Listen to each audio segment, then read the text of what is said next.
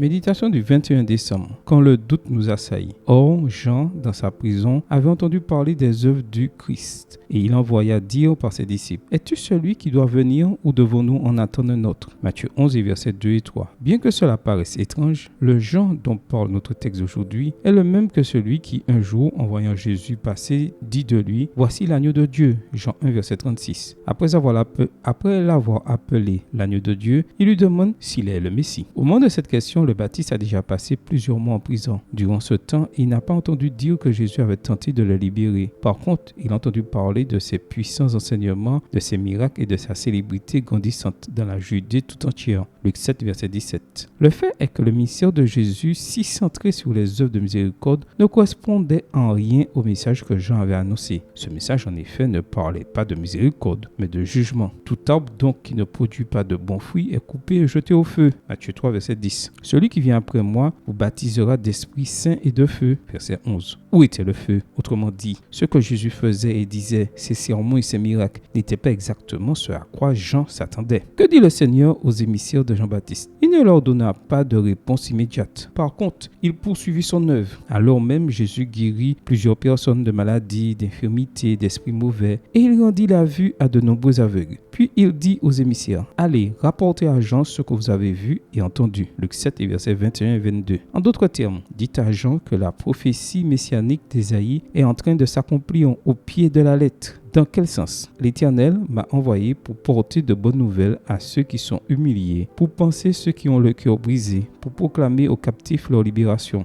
Ésaïe 61, verset 1. Dites à Jean que j'ai réalisé mon œuvre, non pas dans le fracas des armes ou en renversant des trônes et des royaumes, mais en s'adressant au cœur humain. Extrait du livre Jésus-Christ, chapitre 22, page 182, écrit par Ellen G. White. Quelle est la leçon? Quand vous pensez que Dieu vous a abandonné ou que vous nourrissez des doutes concernant l'accomplissement de ses promesses dans votre vie, rappelez-vous que son plan avance, non selon votre agenda ou le mien, mais selon ses objectifs divins. Rappelez-vous aussi que ce que vous ne comprenez pas maintenant, vous le comprendrez plus tard. Surtout, rappelez-vous de ces paroles au Baptiste: Heureux celui pour qui je ne serai pas une occasion de chute. Luc 7, verset 23. Prière: Seigneur Jésus, je te prie pour que tes objectifs s'accomplissent dans ma vie, selon ta volonté, et pour que, quand le doute m'assaille, ma foi puisse s'appuyer totalement sur toi. Amen. Bonne journée à vous et que le Seigneur vous bénisse.